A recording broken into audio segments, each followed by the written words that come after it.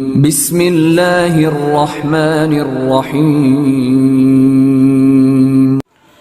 السلام علیکم ورحمۃ اللہ وبرکاتہ۔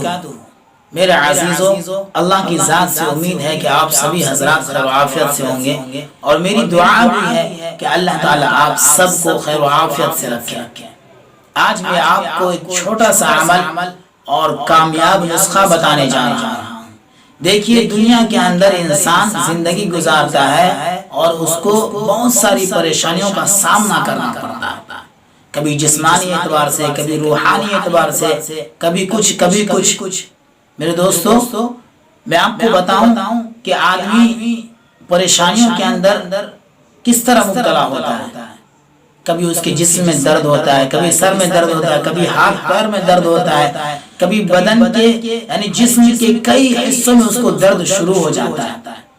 پھر کیا ہوتا ہے؟ پھر وہ ڈاکٹروں سے رجوع کرتا ہے، ڈاکٹروں سے مشورہ لیتا ہے، دوائیاں کھاتا ہے۔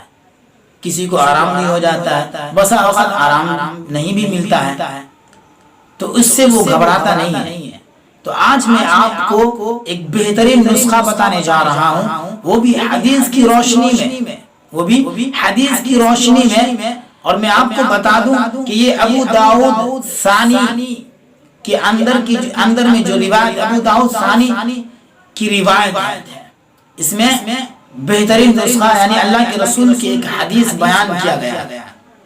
کہتے ہیں کہ اگر جسم کے کسی بھی حصے میں درد ہو تو اس درد کو آرام کرنے کے لیے یہ دعا پڑھ لے، انشاءاللہ یہ عمل کر لے، انشاءاللہ آپ کو درد سے نجات مل جائے گی۔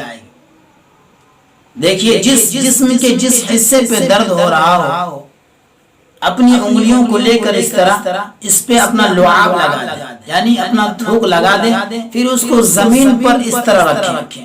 زمین پر رکھنے کے بعد وہ اس انگلی کو اس جگہ رکھے جہاں درد ہو رہا ہے۔ بات سمجھ میں آئی؟ اپنی انگلی کو جس میں لعاب لگا ہوا ہے زمین پر رکھ کر پھر اس کو اپنے جسم کے اس حصے پر رکھے جہاں درد ہوتا ہے۔ پھر اس کے بعد یہ دعا پڑھیں، بسم اللہ تربت ارضنا بریقت بعضنا یشفى سقیمنا باذن ربنا۔ پھر میں آپ کو دوبارہ یہ دعا پڑھ کر سناتا ہوں، انشاءاللہ آپ تھوڑی سی محنت کیجئے گا تو اس دعا کو حاصل کر لیجئے گا، یعنی یہ دعا آپ یاد کر سکتے ہیں۔ یہ کوئی بعید بات نہیں ہے، یہ کوئی بڑی بات نہیں ہے، یہ انسان کی طاقت سے باہر نہیں ہے، یہ ہر کوئی اس دعا کو یاد کر سکتا ہے۔ میں آپ کو پڑھ کے سناتا ہوں، بسم اللہ تربت ارضنا، بسم اللہ تربت ارضنا بریقت بعضنا، بسم اللہ تربت ارضنا بریقت بعضنا یشفى سقیمنا باذن ربنا۔ میں تو کہتا ہوں میرے دوستو، اللہ کی ذات سے امید ہے کہ اللہ تعالیٰ آپ کو اس درد سے نجات دے دے گا۔ کیوں؟ اس لیے کہ یہ اللہ کے رسول کی حدیث ہے، اور اللہ کے رسول اپنی طرف سے کوئی بات نہیں بولتے۔